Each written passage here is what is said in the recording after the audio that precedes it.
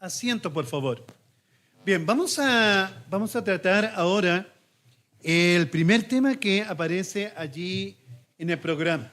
En realidad eran tres, pero nuestro amado pastor Juan Lobos, él está con licencia y no va a poder exponer uno de los temas, ¿ya? Pero vamos a tener en este momento dos temas. Uno va a exponer quien les habla y el otro lo va a exponer el pastor José Mora.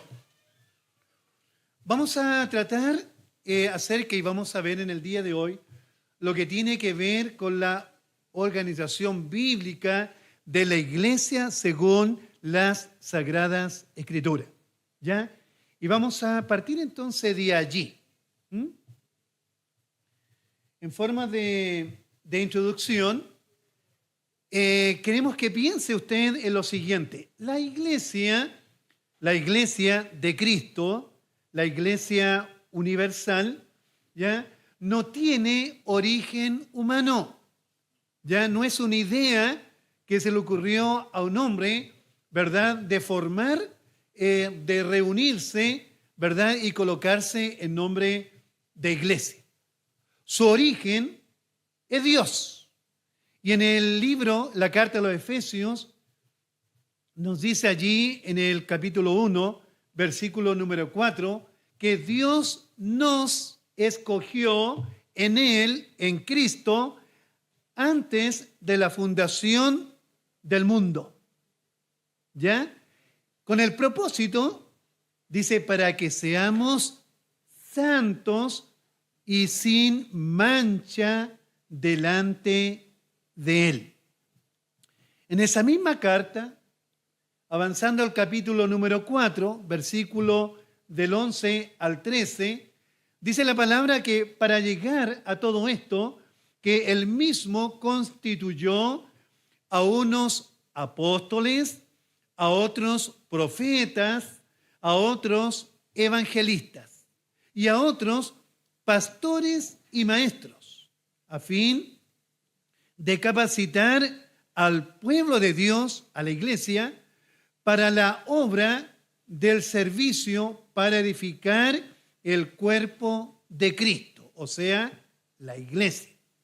De este modo, entonces, todos juntos llegaremos a la unidad de la fe y del conocimiento del Hijo de Dios, a una humanidad o a un varón perfecto que se conforme a la plena estatura de Cristo. ¿Ya? Entonces pasamos a la segunda presentación y vamos a ver entonces qué es la iglesia. ¿Ya? ¿Qué es la iglesia? Personaje muy conocido, el reformador Juan Calvino, define a la iglesia como la multitud de hombres dispersos por todo el mundo que profesan la adoración de un solo Dios en Cristo, que están iniciados en esta fe por medio del bautismo, que testifican su unidad en doctrina y caridad por medio de la participación de la Santa Cena. Estamos hablando de los medios de gracia, que están de acuerdo en la palabra de Dios y que para la predicación de esa palabra sostienen el ministerio ordenado por Cristo. Eso es lo que dice, ¿verdad?, el reformador Juan Calvino en la institución de la religión cristiana. Nuestra confesión, que hemos adoptado nosotros como Iglesia Presbiteriana Nacional, la Confesión de Fe de Westminster define a la iglesia en estos términos. La iglesia católica o universal, quiero aclarar, el término católico ¿verdad?, no se vaya su mente a la iglesia romanista, sino que la palabra católico o el término católico significa universal, ¿ya? La cual, dice la confesión de fe, es visible y consiste en el número total de los elegidos que han sido, son y serán reunidos en uno bajo Cristo su cabeza. Y en la esposa, el cuerpo, la plenitud de aquel que lo llena todo. Entonces, para eso también tenemos allí palabra del Señor. En Efesios capítulo 1, versículo 10, usted va a encontrar esta reafirmación en el capítulo 2, versículo 22. La Confesión de los Países Bajos, en el artículo 27, dice allí, la iglesia es la reunión santa de los verdaderos creyentes, quienes esperan sus bienaventuranzas de Cristo Jesús, habiendo sido lavados por su sangre, santificados y sellados por el Espíritu Santo. ¿Ya? Vamos a la segunda presentación y vamos a ver la definición del término iglesia. Cuando uno piensa en iglesia, inmediatamente, no sé si la mente es tan rápida, se va acá nuestra mente en la estructura física, pero esto es el templo, ¿ya? Un templo físico. Y la palabra iglesia, palabra del griego, que significa lo que es llamado fuera, sacado del mundo, llamado, ¿verdad?, hacia algo realmente muy especial, como también significa asamblea, ¿ya? Y ahí en primera a los Corintios, capítulo número 12, versículo número 13, dice la palabra, todos fuimos bautizados por un solo espíritu, ¿ya? Esto tiene que ver con la unidad. Para constituir un solo cuerpo, dice Pablo, ya seamos judíos o no, esclavos o libres, y a todos se nos dio a beber de un mismo espíritu. ¿Ya? Entonces, con esto, lo que nos está diciendo la palabra del Señor por medio del apóstol San Pablo, afirmamos entonces que en el Espíritu, hablando del Espíritu Santo, formamos nosotros una unidad semejante al cuerpo humano. Y es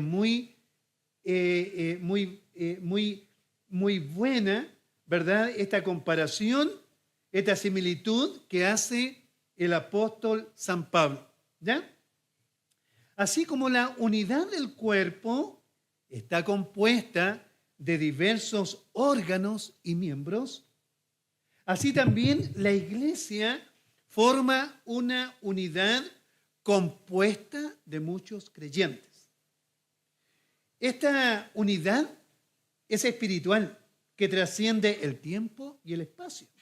Ahora, todos los que hemos creído en Cristo somos un solo cuerpo, y eso tenemos que nosotros internalizarnos muy bien, ¿ya? ¿Por qué? Somos un solo cuerpo. El pastor Carlos Olivares, él dice que, nos comentaba acerca de nuestra historia, ¿verdad? La iglesia desde Antofagasta hasta Concepción, ¿ya? Somos congregaciones diferentes, ¿verdad? Pero, sin embargo, dice la palabra que somos un solo cuerpo. No importa dónde estemos, pero a esa realidad espiritual se le conoce por sus efectos. Y cuando uno empieza a pensar el efecto que tiene la iglesia, que tiene el pueblo de Dios en la comunidad, ¿verdad? El efecto que tiene en la familia, en el barrio, en la ciudad, en el país, en el mundo, el efecto que tiene la iglesia es tremendo.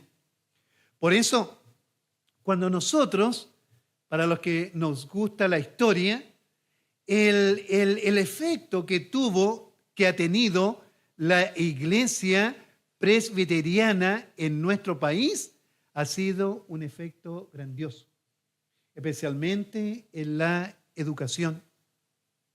¿Ya? También, bueno, podemos verla en varias esferas. Ahí la iglesia contribuyendo, ¿verdad?, por medio del evangelio al país donde el Señor nos ha puesto. ¿Ya? Nuestra mente inmediatamente se va al misionero, ¿cómo se llama? Sí, a mi mente frágil. El David Trumbull. Ya, David Trumbull, el primero que llega, ¿verdad?, a nuestro país, trayendo la doctrina y la fe reformada. Su primera predicación fue en un barco, nos dejaron bajar de allí con algunos tripulantes y con algunos que también subieron, ¿verdad?, para escuchar esta predicación. Luego, por algún tiempito, allí en Valparaíso, donde hoy día todavía está el edificio donde funcionaba el diario El Mercurio, en una bodeguita, allí se le dio un lugar para que se predicara también la palabra del Señor. Y de allí entonces empieza a haber varios cambios en nuestro país con la llegada, ¿verdad?, de este misionero, pero especialmente con la llegada del Evangelio y con la llegada también de la doctrina reformada. Solo una parte de la historia que quería hacer yo un paréntesis. Veamos entonces lo que tiene que ver ahora con la importancia de la iglesia. Mateo capítulo número 16, versículos 18 al 19, están allí los discípulos y está el Señor Jesucristo. Y Él hace una pregunta. Dice, ¿qué dicen los hombres? Dice que soy yo. Pedro, como siempre, ¿verdad? La pregunta era para todos. Pero Pedro le dice, tú eres el Cristo. Dijo, el Hijo del Dios viviente. Jesús no le preguntó, ¿a cuál seminario fuiste, Pedro? No. Le dice, bien has dicho, Pedro, porque esto no te lo reveló ningún hombre, sino que esto te lo reveló mi Padre que está en los cielos. Y le dice, tú eres Petros, en griego, Petros, piedra pequeña o roca pequeña. Dice, y sobre esta Petra, ya sobre la confesión que hizo Pedro, que tú eres el Cristo, dice, construiré mi iglesia. ¿Ya? No vamos a discutir el tema como piensa la iglesia romanista acerca de Pedro. ¿Ya? La pregunta era para todos los discípulos. Yo te digo entonces que tú eres Pedro, y sobre esta piedra edificaré mi iglesia, y las puertas de los dominios de la muerte no prevalecerán contra ella. Te daré las llaves del reino de los cielos, y todo lo que ates en la tierra quedará atado en el cielo, y todo lo que desates en la tierra quedará desatado en el cielo.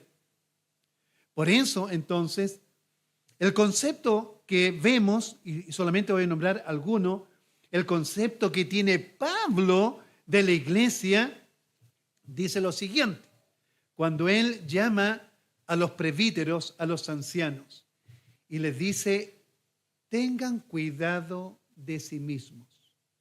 Dice, y de todo el rebaño, y esto es interesante, amados hermanos, dice, sobre el cual, dice, el Espíritu Santo, ¿ya? Los ha puesto como obispos para pastorear nada menos que la iglesia de Dios. Entonces, ¿quién pone a los pastores? ¿Verdad? ¿Quién también pone a los presbíteros? Dice la palabra, es el Espíritu Santo. ¿Ya? Los ha puesto como obispos para pastorear la iglesia de Dios que Él adquirió por medio de su Hijo Jesucristo, dice, con su propia sangre. Entonces, cuando uno se pone a pensar la importancia de la iglesia, y cuando hablo de iglesia, porque a veces yo he preguntado, hermanos que me han dicho, ¿sabe, pastor? Yo le tengo tanto cariño a la iglesia. Entonces yo le pregunto, ¿pero cuál iglesia? Me dice, es que me da no sé qué, ven la iglesia con falta de pintura, que le faltan implementos. Yo le digo, hermano, está equivocado. Esta es una estructura. Entonces, a veces, ¿verdad? Cuando uno pregunta estas cosas, yo le digo, pero nosotros tenemos que ir más allá. Porque la iglesia es usted, es todo aquel que ha sido regenerado. Usted es la iglesia. Entonces, muchas veces, y no está mal lo que lo diga, ¿verdad? Hay mucho más cuidado con esto físico, que es bueno dar una buena imagen también hacia afuera, pero a veces nosotros, ¿verdad?, descuidamos lo que es la iglesia.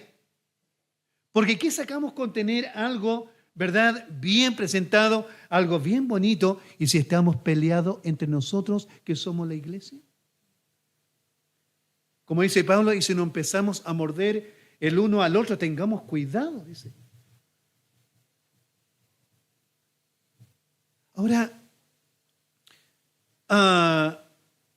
por eso uno cuando va entendiendo la importancia de la iglesia, porque es la iglesia de Dios, que Cristo, ¿verdad? O sea, que por medio de Cristo, ella fue adquirida por medio de Él y con su propia sangre.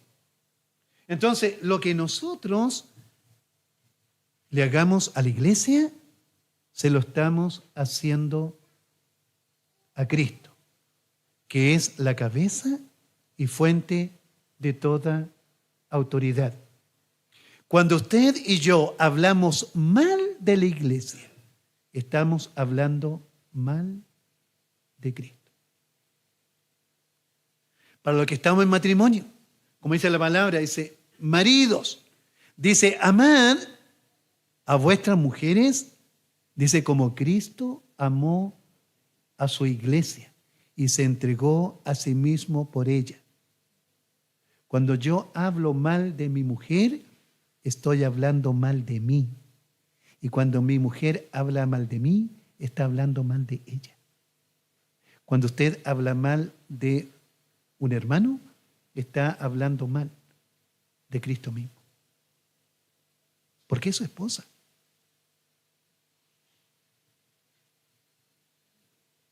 De acuerdo entonces a la Sagrada Escritura, está en el centro, la iglesia, estoy hablando, está en el centro del plan de Dios para el mundo, como lo estaba Israel. La iglesia fue elegida en Jesucristo. Él compró a la iglesia con su propia sangre, Él estableció que Él es el dueño. Ahora, es interesante porque, no sé, entonces tenemos, ¿verdad? Ya varias cositas en nuestra mente. La iglesia es una idea de Dios. Segunda cosa, ¿verdad? Cristo es la cabeza de la iglesia y fuente de toda autoridad, y Él la compró con su propia sangre. Por tanto, yo, hombre, ¿ya? Mujer, ¿puedo hacerme dueño de la iglesia? ¿Puedo hacerme yo dueño de la iglesia? Y Él es el Señor de la iglesia, la cabeza, y nosotros somos el cuerpo recibiendo dirección de la cabeza que es Cristo. ¿Ya? Jesús entonces establece la centralidad de la iglesia, según el pasaje que les mencioné en Mateo capítulo número 16, versículo del 18 al 19.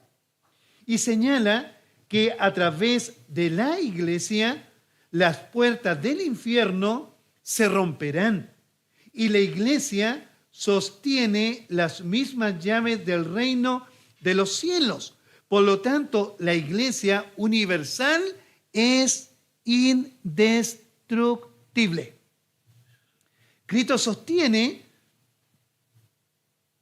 que su iglesia perdurará por los siglos.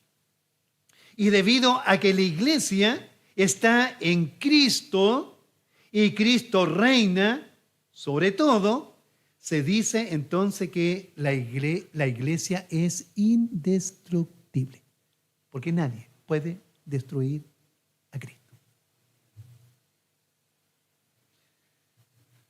Ahora, todo esto solamente son resúmenes, amados hermanos, que tienen que ver con la parte de eclesiología. Entonces, yo conversaba también en la mañana con uno de mis pastores. Esto no garantiza que una iglesia local o denominación cristiana no pueda desaparecer, como fueron advertidas algunas iglesias de Asia Menor que aparecen allí en el libro de Apocalipsis. Hay dos iglesias. Y un día conversando no hace mucho, yo decía, ¿por qué nosotros, por ejemplo, la iglesia acá se llama La Redención? ¿Quién la inició? ¿Quién la inició la iglesia de la Redención? ¿Saben quién fue? Jerry Cross. Así dice la historia, no sé si la han cambiado. El misionero Jerry Cross, eso dice la historia. Hijo de él, el misionero Walter Cross y la hermana Wilma Cross. De la nada. De la nada. Esto. Ya, ahora, ese es asunto para discutir de historia, pero así lo dice la historia que se leyó en el presbiterio, tengo buena memoria, allí en Linares, cuando la iglesia cumplió 50 años, la himna. Así se leyó en la historia, ¿ya? Pero ¿a qué iba con esto? Es que claro, o sea, una congregación, ¿verdad? Como dice allí, ¿por qué aquí le colocaron la redención y no le colocaron iglesia de Éfeso? ¿Por qué no le colocaron la iglesia Pérgamo? ¿Por qué no le colocaron la iglesia de Tiatira? ¿Por qué no le colocan esos nombres? ¿Por qué, pastor? ¿Por qué? ¿Por qué, hermano, no se le colocan? ¿Por qué siempre se le coloca Esmirna? Hermanos de Esmirna, no estoy contra ustedes, ni Nueva Esmirna, ¿ya? ¿Y por qué se le coloca Filadelfia? Son esos dos nombres. ¿Por qué?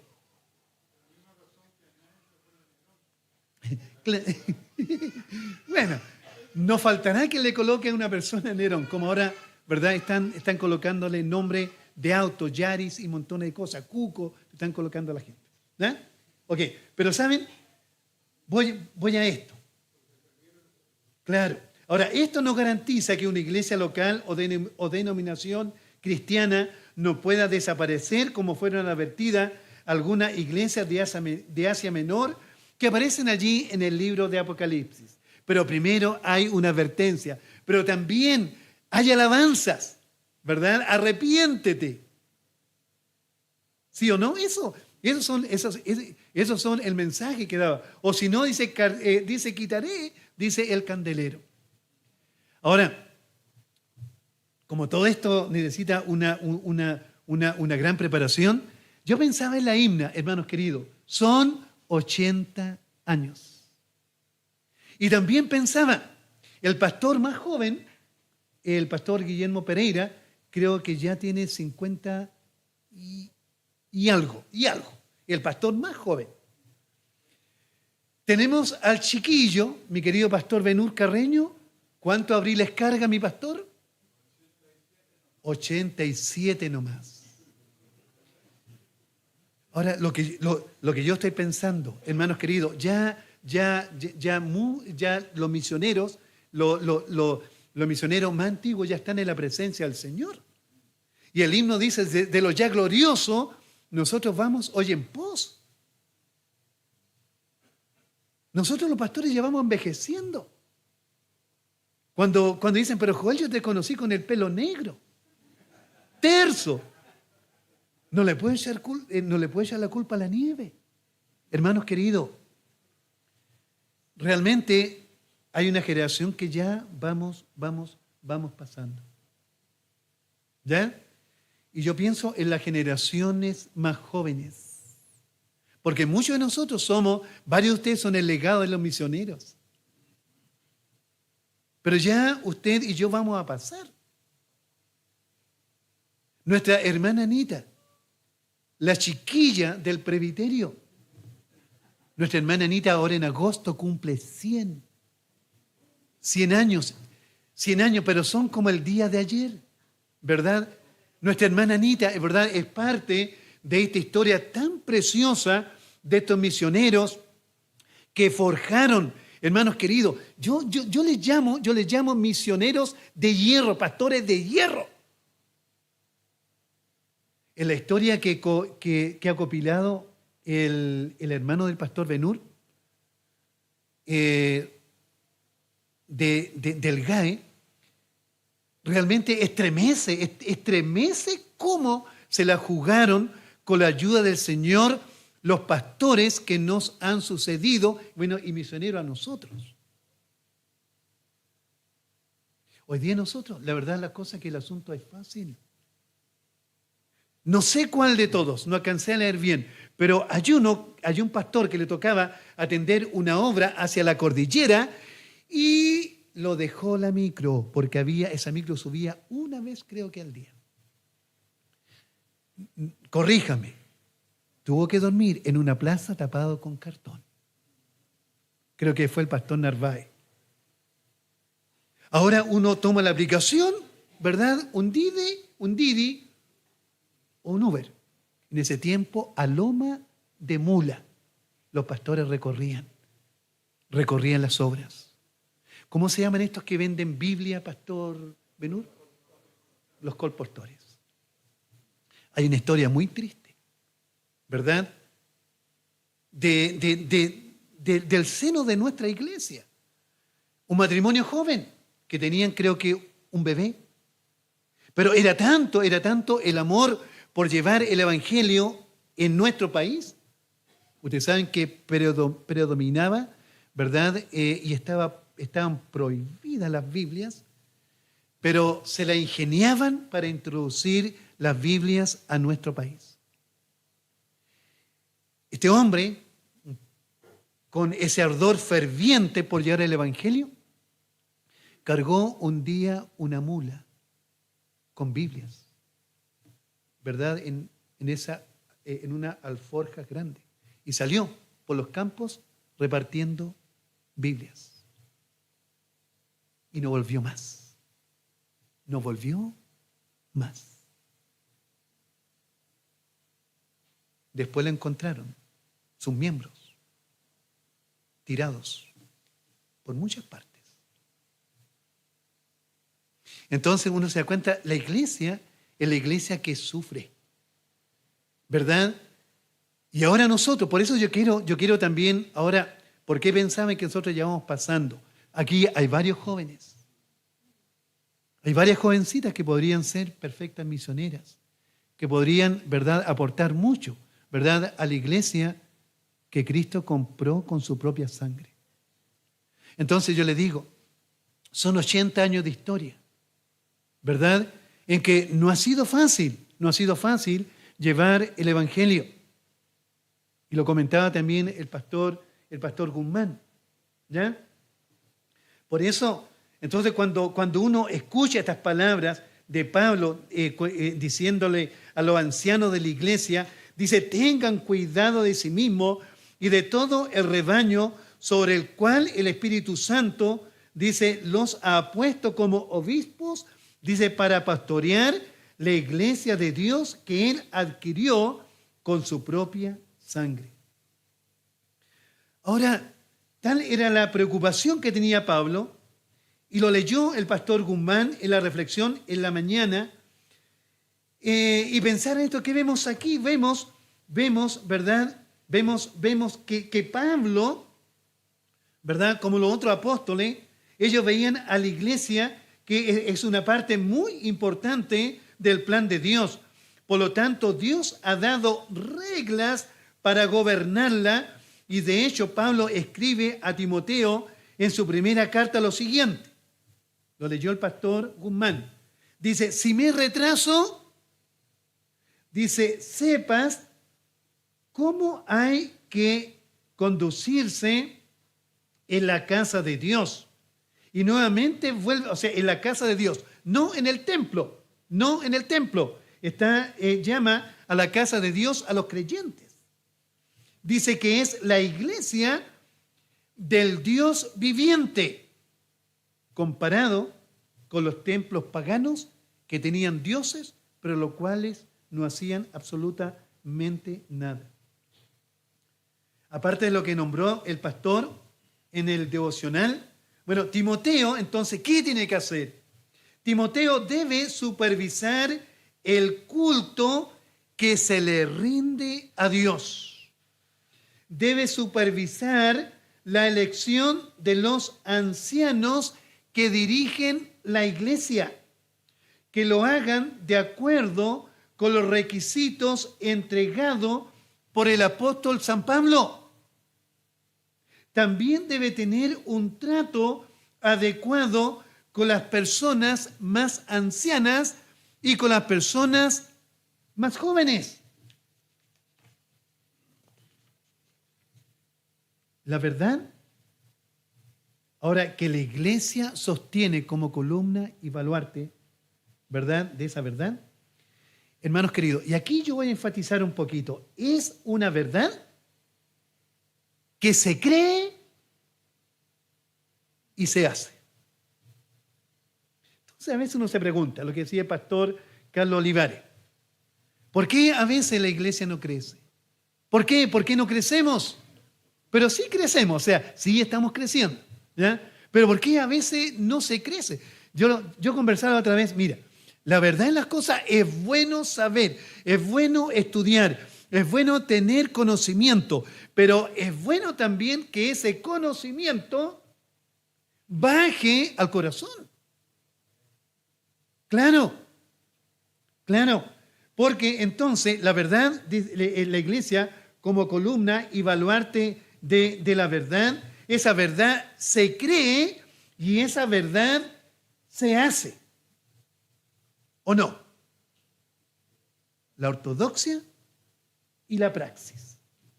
¿Aprendiste? Anda a hacerlo. Yo vengo, hermanos queridos, cada vez que la iglesia se reúne, usted viene a oír y sale de las puertas hacia allá para hacer. ¿Sí o no?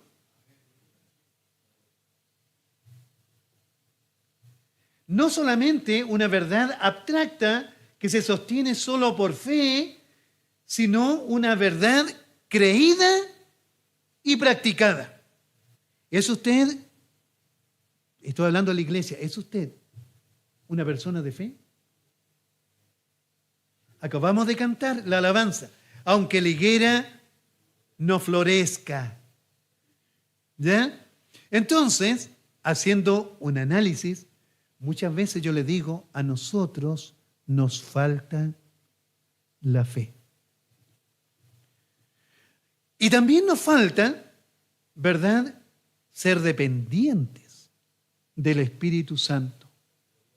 A veces estamos tan mecanizados. Yo le digo, hermano, ¿sabe qué? Mañana te toca coordinar el culto. El hermano dice, sí lo sé, po. Los pasos que hay que dar. ¿Ok? Entonces uno se pregunta, ¿y cuánto oramos para hacer una coordinación? Para elaborar una predicación. ¿Cuánto le pedimos al Espíritu Santo que nos ilumine? Pero ¿saben? Estamos tan mecanizados que las cosas fluyen. Y la iglesia hace para mostrar que es una iglesia que está, o una congregación que está en movimiento. Pero fuimos llamados. Dice Efesios capítulo número 1, para ser, el pastor Mora se lo sabe de memoria, fuimos llamados para ser santos y sin mancha delante de Él. Hoy vivimos un activismo tremendo para que se vea que estamos en movimiento, pero es tanto el activismo que no tenemos el momento para reflexionar, para meditar en la palabra de Dios. ¿Entienden el término meditar? ¿Qué es meditar? ¿Qué es meditar? No es levitar, ¿ya? ¿Saben lo que es meditar? Y hay la idea que tiene la palabra meditar está muy relacionada con el organismo de un animal. Un vacuno tiene 4 estómagos. Rumiar: panza, bonete, librillo y cuajo. Rumiar. Eso es, darle vuelta a lo que oí, a lo que escuché, ¿verdad? Buscar, interesarme en lo que leí, hermanos queridos. Y ahí uno se va dando cuenta, ¿verdad? Cómo va aprendiendo de la palabra de Dios. ¿Ya? Entonces, y eso va quedando, y eso va fortaleciendo, y eso nos va haciendo madurar en Cristo. Se empieza entonces a fortalecer la iglesia, pero una de las dos cosas menos concurrida es la reunión de oración y el estudio bíblico, y parece que todos los hermanos saben tanto que no quieren concurrir. Díganme que no.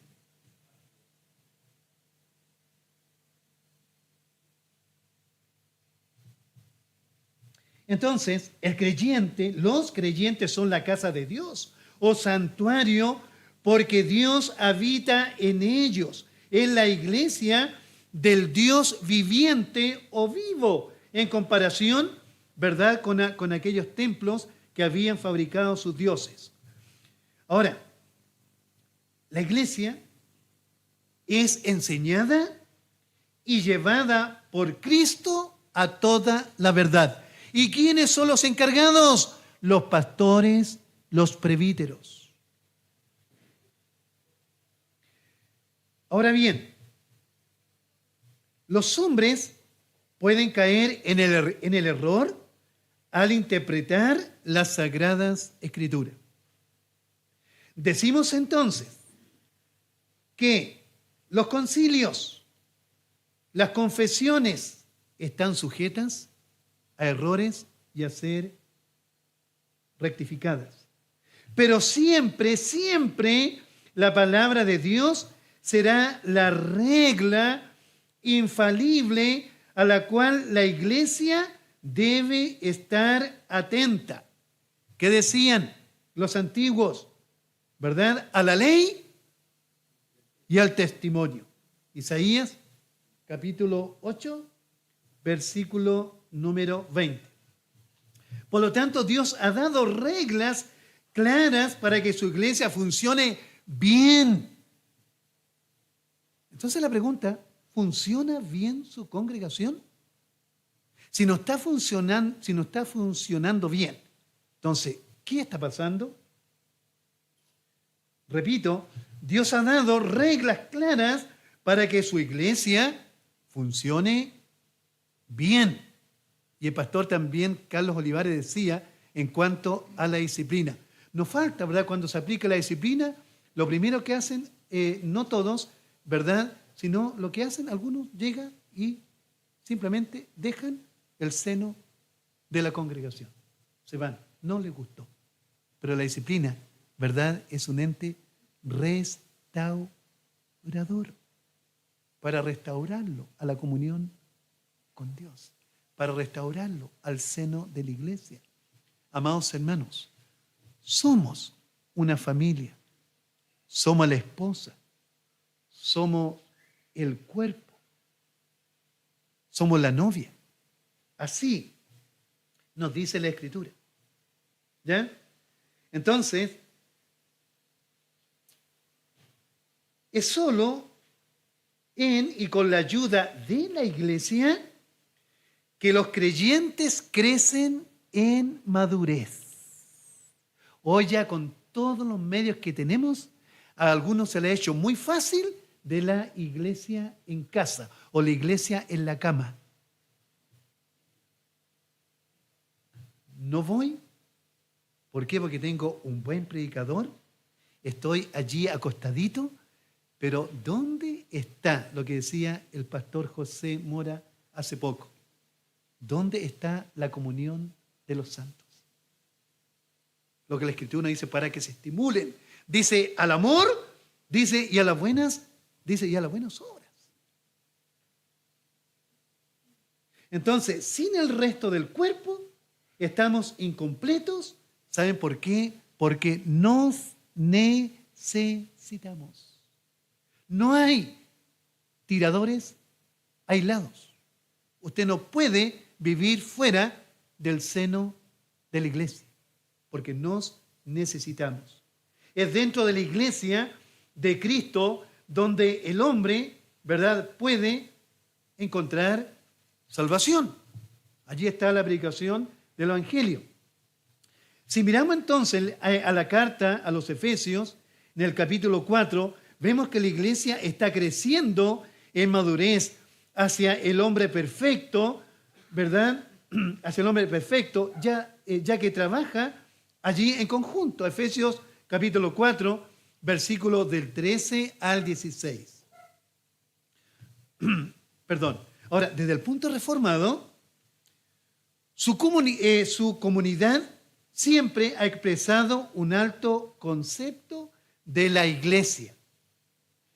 Amar a Cristo es amar a su cuerpo, la iglesia. Si tú amas a Cristo, es porque estás amando a tu hermano. Y si no amas a tu hermano, es porque no amas a Cristo. Muchos dicen, estando bien con Dios. ¿Ah? Los santos son inquilinos. ¿Sí o no? Es interesante. Y entonces la pregunta, ¿amamos realmente a Cristo? ¿Amamos realmente a Cristo? Si amamos realmente a Cristo, tenemos que amarnos unos a otros. ¿Por qué entonces nos peleamos, no disgustamos en nuestras congregaciones? Entonces, nosotros somos una unidad orgánica. La iglesia es una unidad orgánica. Un cuerpo unido mediante el Espíritu Santo. Y un pasaje clave para nosotros, los presbiterianos, es 1 Corintios capítulo número 12. ¿Ya? Cuando da el ejemplo ahí del cuerpo. En este pasaje de 1 Corintios 12,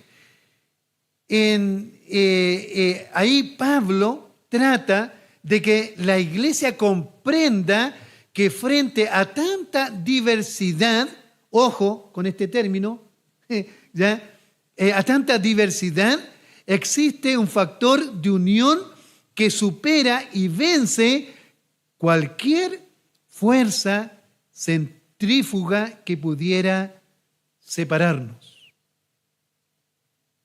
Es por eso entonces que los versículos del 4 al 11, si usted lee allí en 1 Corintios 12, de versículo 4 al 11, se mantiene diciendo de que no importa cuánta sea la diversidad, porque detrás de ella hay un solo y único Dios como firme y decisivo factor de unidad. Y después, por medio entonces de una nueva analogía, en el versículo número 12, viene a confirmar la idea de que la diversidad encuentra su unidad en Cristo por medio del Espíritu Santo. Y Pablo dice, porque así como el cuerpo es uno y tiene muchos miembros, pero todos los miembros del cuerpo, a pesar de ser muchos, son un solo cuerpo. Así también Cristo. Es como Pablo si dijera, miren el cuerpo humano, cuántos miembros tiene y con tantas funciones y formas distintas.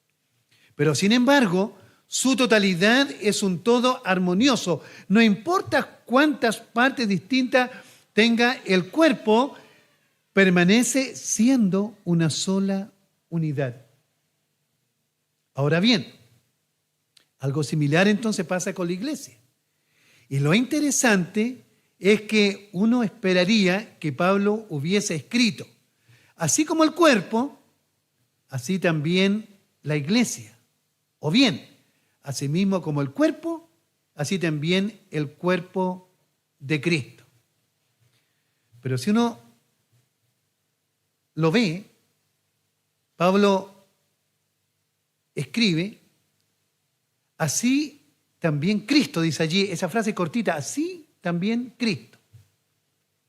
Y esto significa que Pablo no se está refiriendo solo a la iglesia a secas, sino que se refiere a Cristo mismo, a quien lo concibe como el cuerpo místico. Esto es, como una unidad compuesta por muchas partes unidas entre sí por el Espíritu de Dios. En otras palabras, así como todo en el cuerpo humano está diseñado para servir al todo del hombre, así como todos los miembros del cuerpo actúan en forma armoniosa y coordinada gracias a aquel factor humano que las gobierna, así también el Espíritu de Dios viene a ser la vida que guía y une a la iglesia bajo la soberanía de Cristo. Ahora, a pesar de que se han unido a Cristo hombres de todas las razas, estoy hablando en términos genéricos, hombre-mujer, ¿ya? Lengua, posición social, etcétera, a pesar que Cristo, como cuerpo místico, está compuesto de seres humanos tan distintos, Cristo se mantiene como un solo cuerpo. Cristo se mantiene, ¿verdad? Cristo se mantiene una unidad armónica y coordinada por el poder del Espíritu que lleva a cada miembro a buscar las cosas de Cristo, ¿ya? Las cosas de arriba, los fines y propósitos del Señor. Es esta unidad entre Cristo y su iglesia como cuerpo místico, la que hizo que en Hechos, capítulo número 9, o sea, capítulo número 9, versículo número 4, ¿verdad? Cuando va camino Pablo a Damasco. ¿Lo recuerdan? Muy, muy concurrido este pasaje. ¿Qué le dice el Señor Jesucristo a Pablo? ¿Qué le dice el Señor Jesucristo a Pablo? Esa es la unión mística. ¿Y cuál es la respuesta? Ok. Dice Pablo, dice Saulo, Saulo. Dice, ¿por qué me persigues? Pablo le hubiese podido decir, pues si yo no estoy persiguiéndote a ti, yo estoy persiguiendo a los cristianos. Pero Cristo y su iglesia somos uno. La unión mística.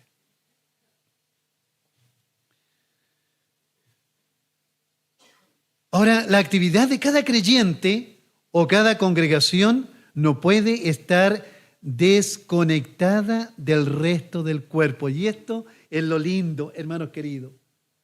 La iglesia de Antofagasta, la iglesia de los Andes, la iglesia de La Calera, ¿verdad? Ahí estamos nosotros conectados el uno al otro. Y ahí vamos a ir viendo después la parte del gobierno. ¿Ya? No podemos estar desconectada del resto del cuerpo, buscando solo su bien personal. Por eso hay que tener mucho cuidado, porque en el día de hoy, ¿verdad? Y esto no solamente a nivel nacional, no a nivel denominacional, no a nivel país, hablando de las iglesias, hemos caído en un individualismo.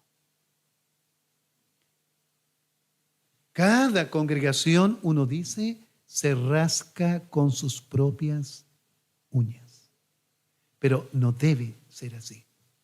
No debe ser así. Y eso es lo lindo del cuerpo, ¿verdad? Eso es lo lindo del cuerpo.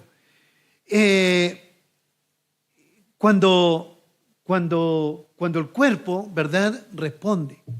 Cuando el cuerpo responde. Y eso es muy bueno. Cuando alguna iglesia está, ¿verdad?, pasando por un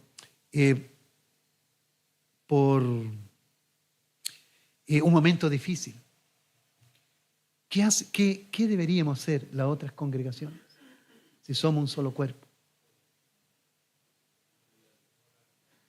Y eso hace también la iglesia.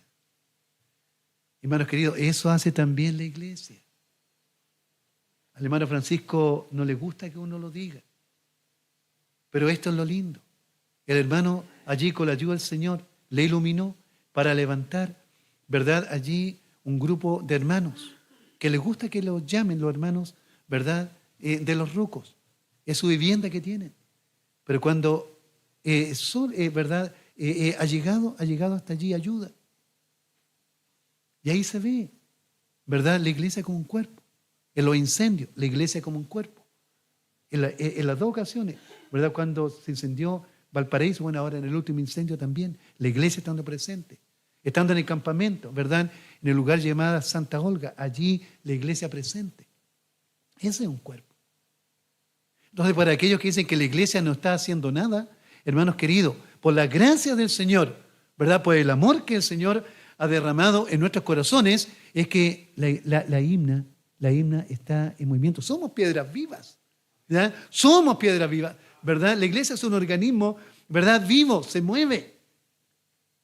Porque el Espíritu Santo está allí. Entonces, cuando uno piensa en esto, ya uno puede ir más adelante. La unidad de la fe. Y es lindo esto, ¿verdad? Y lo hicimos nosotros en alabanza. Dice, hasta que todos lleguemos, ¿se acuerdan?, a la unidad de la fe y del conocimiento del Hijo de Dios. Esto yo lo cantaba hace muchos años atrás, cuando entré a la iglesia presbiteriana y no entendía absolutamente nada. Y ahora lo entiendo. Unidad en la misma fe. Además, los creyentes están unidos en que cada congregación se junta en base a los mismos términos y fines, un solo cuerpo y un solo espíritu, como también fuisteis llamados, dice, en una sola esperanza que trae vuestra vocación, un Señor, una fe, un bautismo, un Dios y Padre de todos. Efesios capítulo 4, versículos del 4 al 6. Por lo tanto, entonces, nos debemos un servicio y obediencia entre los hermanos. La Escritura nos manda a servirnos unos a otros. Gálatas capítulo 5, versículo número 13. ¿Qué dice allí? Actívese. Busque Gálatas 5, 13. Y Efesios 5, 21. Y alguien me va a buscar primera de Pedro 5, 5. Ya, Gálatas 5, 13. Efesios 5, 21. Primera de Pedro 5, 5. Estamos hablando de servicio y obediencia entre nosotros, los hermanos. Gálatas 5, 13. Escucho. ¿Quién lo tiene?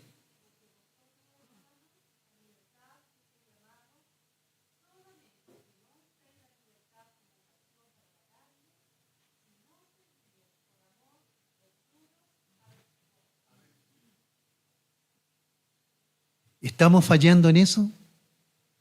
¿Nos estamos sirviendo los unos a los otros?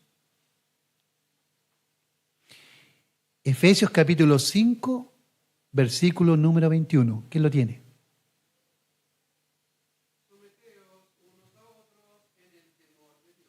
Yo no me someto a nadie. No me someto ni a mi pastor, no me someto ni a mi presbítero, no me someto al consistorio, yo no me someto a nadie. Pero aquí dice la palabra. Dice, someteos unos a otros en el temor. ¿De quién? Del dueño de la iglesia. Y la iglesia es usted. Primera de Pedro 5, versículo número 5.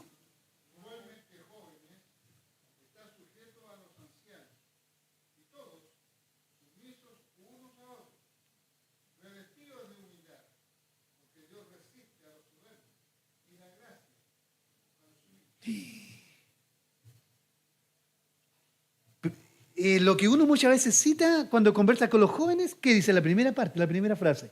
¿Qué dice la primera frase, Pastor Jorge? Igualmente jóvenes están sujetos a los ancianos. Ok, ya, qué bueno, era palabra para los jóvenes, pero siga leyendo. Dice, y todos como cuerpo, dicen sumisos unos a otros. ¿Por qué? ¿Qué pasa después, más adelante? Siga.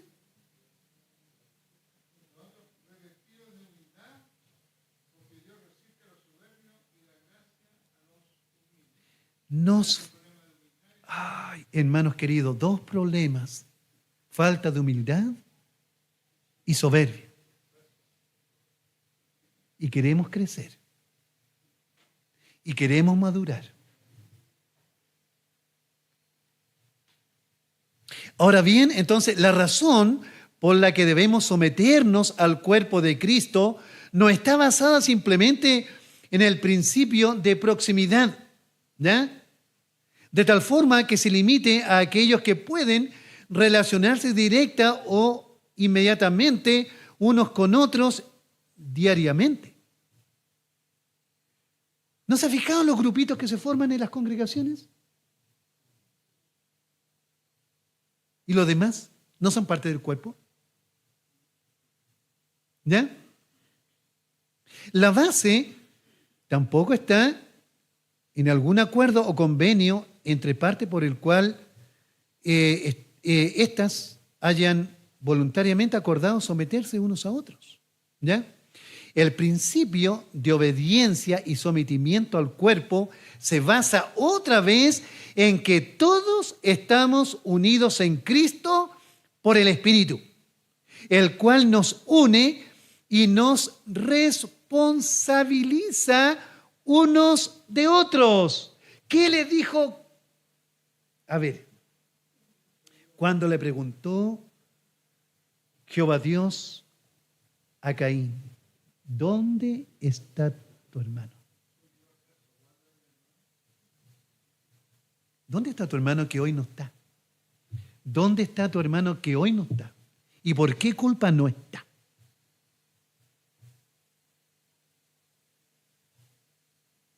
¿Ya? Bueno,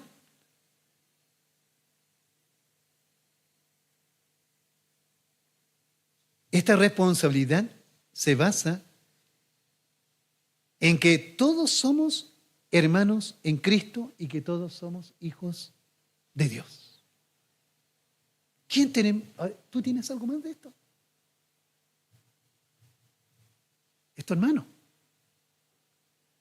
Lo que somos en Cristo requiere que nos sometamos unos a otros, hermano a hermano, congregación a congregación, porque todos juntos somos un cuerpo en Cristo, así como cada hermano es parte del cuerpo de Cristo al ser parte de una congregación local. Cada congregación local es también parte del cuerpo de Cristo en su manifestación más amplia. Somos unos en Cristo y no se podrá romper esta relación y dependencia mutua sin contradecir la naturaleza misma de la iglesia.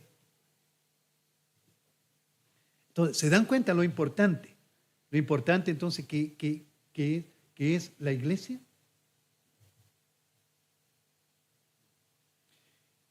Ya cité. ¿Por qué es tan importante? Bueno, de este modo, todos llegaremos a la unidad de la fe y del conocimiento del Hijo de Dios, a una humanidad perfecta que se conforme a la plena estatura de Cristo. Así, ya no seremos niños zarandeados por las olas y llevados de aquí para allá por todo viento de enseñanza y por astucia de las artimañas de quienes emplean métodos engañosos. No sé, bueno, y aquí, no sé si se ha dado cuenta.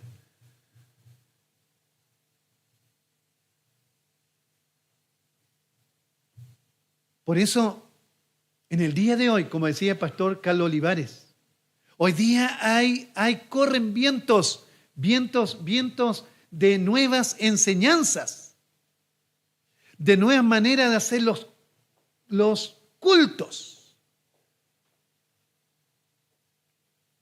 donde se trata de hacer los cultos interesantes, con juegos de luces, con bailes, danzas,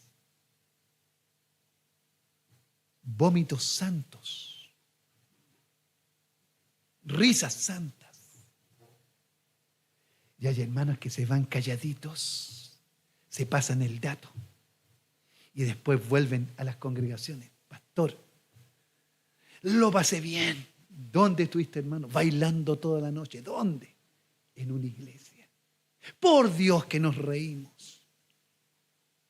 Y palabra, no hubo, pero harto baile.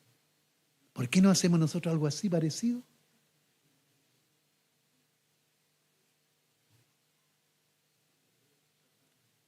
Ustedes se miran, pero hay hermanos que traen la novedad del año. ¿Ya? Pastor, mire lo que dice allí en YouTube, mire lo que está escrito en el cielo. Yo estoy vivo, escrito en las nubes del cielo, pastor, mire, pastor, mire, dice yo estoy vivo. Mire lo que escribió Dios en el cielo.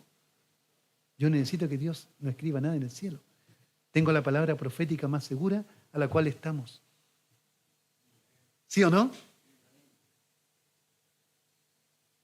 Muchos son engañados, zarandeados por la zona y llevados de aquí para allá, dice, por todo el viento de enseñanza y por la astucia de artimañas de quienes emplean métodos engañosos. Más bien, al vivir la verdad con amor, hermanos queridos, vivamos la verdad con amor, la que se nos enseña, vivamos la verdad con amor. Y de esta manera creceremos hasta ser en todo como aquel que es la cabeza, es decir, Cristo. Pero se me llama al estudio bíblico, a estudiar la Biblia, y no voy. ¿Sí o no? Entonces uno se pregunta como pastor, ¿sabrán mucho los hermanos?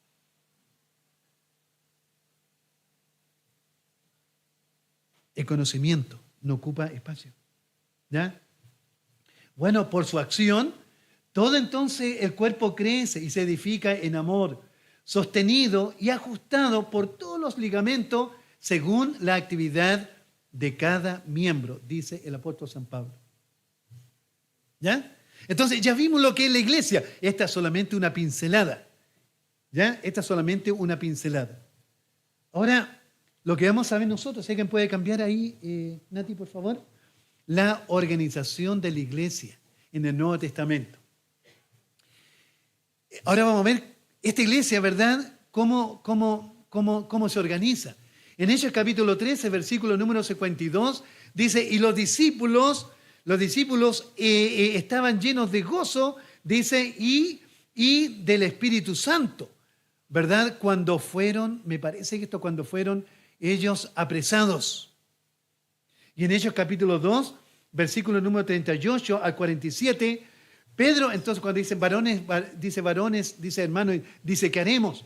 Bueno, Pedro les dijo, arrepentíos y bautícese cada uno de vosotros en el nombre de Jesucristo para el perdón de los pecados y recibiréis el don del Espíritu Santo.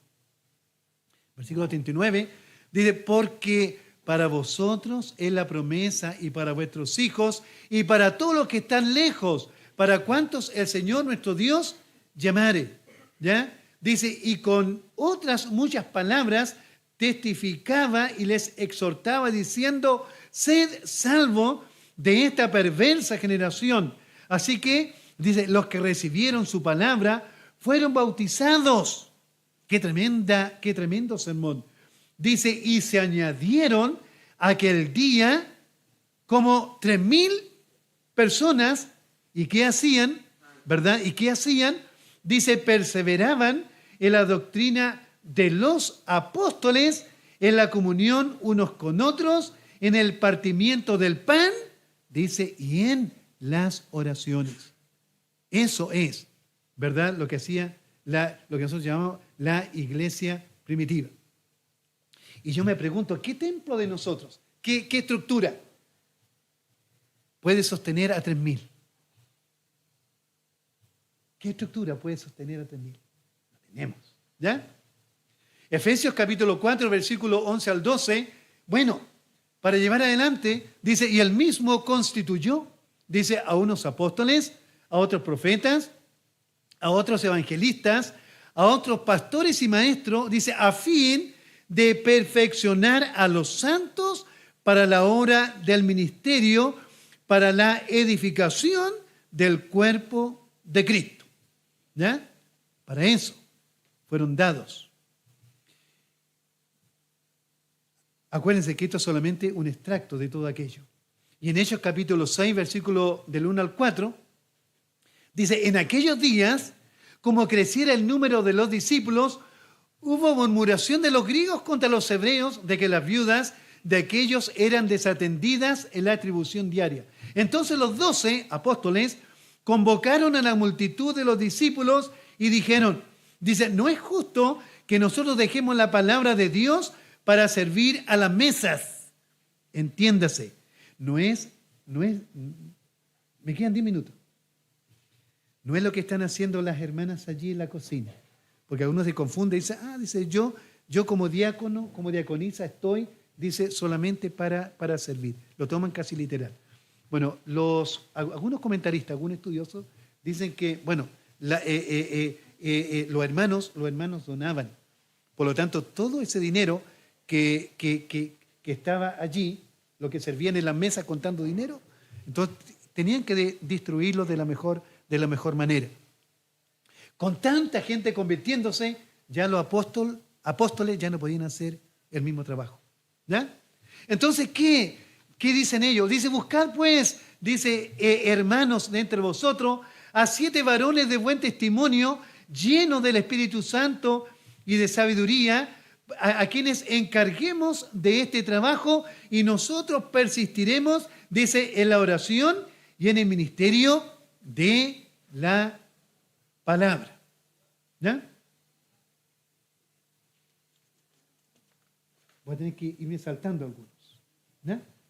Bueno, después de esto, entonces uno se pregunta, ¿dónde congregar a tal cantidad de convertidos? ¿Cómo solucionar el problema para que los apóstoles se dedicaran a la oración y a la enseñanza para lo cual fueron llamados? ¿Cómo atender a las necesidades materiales que surgieron? Muchos de estos convertidos, en su mayoría judíos, concurrían al templo. Otros empezaron a agrupar en casas que por amor a Cristo se abrieron para reunirse posiblemente, ¿verdad?, allí los más cercanos. Y en cuanto a la enseñanza, el Señor entonces equipó a su iglesia, lo que veíamos, y aún constituyó apóstoles, profetas, etc. Ahora, después de la ascensión de Cristo, Él continúa su gobierno. Él no ha dejado a la iglesia, ¿verdad? ¿Y de qué manera? A través de los oficiales de la iglesia, a través de la palabra y por medio del Espíritu. En su sabiduría, Él gobierna a través de hombres y delega su autoridad. Dios es un Dios de orden. Por lo tanto, no dejó en las manos del hombre la invención de un gobierno para su iglesia. Entonces, ¿hay en la Sagrada Escritura un modelo de gobierno eclesiástico? ¿O cada iglesia puede organizarse según sus propios criterios? ¿Quién determina la forma de gobierno eclesiástico, Dios o el hombre? Como presbiterianos concluimos que Dios no ha dejado el gobierno de la iglesia a la voluntad humana. No es tampoco el producto del desarrollo de las circunstancias políticas de un país, ni de la voluntad mayoritaria de una iglesia. Pues así como la iglesia pertenece a Cristo, quien es su cabeza y ella es su cuerpo, el gobierno de su iglesia es modelado y establecido no por sabiduría de hombre, sino por la cabeza de la iglesia, Cristo. No descansa sobre la base de las conveniencias humanas, sino en lo establecido por Dios. Y así entonces como encontramos en los libros de los Hechos de los Apóstoles, ¿ya?, la labor de los discípulos con su primera implicancia, ¿ya? Había que darle solución a un problema, ¿ya? Entonces, vemos a la iglesia equipada con apóstoles, con profetas, con evangelistas, con pastores y maestros.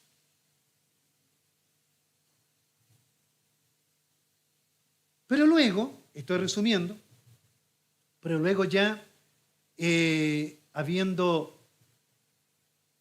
partido los apóstoles de este mundo, quedó entonces el gobierno de ancianos. Las iglesias son gobernadas por ancianos. Pero también dentro de la iglesia, ¿verdad?, tenemos a otros oficiales, llamados también los diáconos. Y de esto también el gobierno se desprende desde la antigüedad. Hablad, decía, dice allí en Éxodo capítulo 12, versículo 3 y 21, hablad a toda la congregación de Israel diciendo, el 10 de este mes, tómese cada uno un cordero según las familias de los padres, un cordero por familia. Y Moisés convocó a todos los ancianos de Israel y les dijo, sacad, dice, y tomaos corderos por vuestras familias, dice, y sacrificad la Pascua. Ahora, está hablando entonces cómo siempre se dirigía a un sector. Y vosotros, en Éxodo 19, del 1 al 7, dice, y vosotros me seréis un reino sacerdote, gente santa. Estas son las palabras que dirás a los hijos de Israel. Entonces Moisés vino y llamó a los ancianos del pueblo y expuso en presencia de ellos todas las palabras que Jehová le había mandado, ¿verdad? Entonces Moisés llamó a los ancianos del pueblo, no llamó a todo el pueblo, y expuso en presencia de ellos todas las palabras que Jehová les había mandado. Y así, hermanos queridos, puedo citar montones de pasajes de las Sagradas Escrituras, pero todo nuestro sistema de gobierno descansa en la palabra de Dios. No es ninguna invención humana. Si usted mira también después en el Nuevo Testamento, yo le decía que los apóstoles constituyeron ancianos en cada iglesia y habiendo orado con ayuno, lo encomendaron al Señor en quien habían creído. Luego también tenemos nosotros el concilio, que también ya estaba compuesto por los apóstoles y también los ancianos. ¿Ya? Y de esta manera, yo les digo, muy resumido, llegamos entonces ya a lo último. El breve trasfondo que tenemos del gobierno de la iglesia. Allí está el asidero bíblico, está el marco jurídico para la iglesia de Cristo. Ya el marco jurídico supremo, por sobre todo poder y opinión humana, es la Escritura. ¿Ya? En el marco jurídico nosotros tenemos la Constitución, la forma de gobierno, libro de disciplina, confesiones y orden del culto. Luego tenemos el gobierno federado. La confesión de fe de Westminster señala que Dios solo es Señor de la conciencia, quien la ha liberado de doctrina y mandamientos de hombre. Capítulo número 20. Con esto, la confesión está asegurando el derecho a juicio privado a todo asunto de fe y conciencia. Luego tenemos el gobierno de la iglesia, el anciano gobernante, ya el anciano docente y tenemos también el diácono. El consistorio, la congregación local tiene un consejo de gobierno llamado consistorio, compuesto por un mínimo de un anciano docente, pastor, o dos ancianos gobernantes activos. Función principal del consistorio, conducir al rebaño para que cumpla con la misión que Cristo encomendó a la iglesia. El presbiterio, luego nosotros tenemos el presbiterio. Y el presbiterio, aquí está muy resumido, es la expresión visible, concreta y real de la unión que todos los creyentes tienen en Cristo. Como les dije, solamente esto es una pincelada. Podríamos hacer un estudio mucho más profundo. Pero aquí queremos llegar nosotros. Que aprendamos nosotros a valorar lo que es la iglesia. Que aprendamos también entonces a valorar y a apreciar a quienes gobiernan la iglesia. No están puestos allí, hermanos queridos. Y es más, también, ¿verdad? Está dicho en la Sagrada Escritura cómo tiene que ser el perfil de los que gobiernan la iglesia. En la parte social, en la parte marital, en la parte familia y en la parte eclesial. Allí están lo que la Escritura también nos dice. Por lo tanto, no que la necesidad no nos haga preso, ¿verdad? Muchas veces de decisiones totalmente humanas. Porque muchas veces viendo la necesidad, erramos en elegir a los oficiales de la iglesia. ¿Ya? Así que el Señor nos ayude y el Señor derrame cada día de esa gracia, ¿verdad? Infinita que tiene para su pueblo. Padre Santo y amado Dios, queremos, Señor, agradecer este gran amor, Señor, que usted tiene, Señor, para con nosotros. Padre, ya la iglesia, Señor, estaba en su mente desde la eternidad. Señor, y en un tiempo de la historia, Señor, usted nos llamó. Pero también, Señor, como hemos aprendido, la iglesia, Señor, tiene un propósito. La iglesia también, Padre Santo, debe resplandecer. Somos luminares, Señor, y entre más luz, más resplandecemos. Padre Santo, entre más unida la iglesia, como dice, Señor, el libro de Efesios, que los paganos, Señor, decían de la iglesia, mirad cómo se aman. Y hoy muchos dicen, mirad cómo se pelean, mirad cómo se dividen. Padre Santo, es tiempo, Señor, de hacer un alto. Es tiempo, Señor, de volver, Señor, a las Sagradas Escrituras. Señor, ayúdanos, Padre Santo. Ayúdanos, Señor, como himna. Señor, ayúdanos también, Señor, como iglesia. Padre Santo, sabemos, Señor, de que somos uno, no importa, Señor, la denominación. Sabemos, Señor, que las marcas, Padre Santo, de una iglesia verdadera son la correcta predicación de la palabra, el fiel ejercicio, Señor, de los sacramentos, y también, Padre Santo, el fiel ejercicio de la disciplina. Y también, Padre Santo, los medios de gracia no tenemos, Señor, que descuidarlo. Santísimo Señor, te damos gracias en el nombre de Jesús. Amén. Pastor Arturo.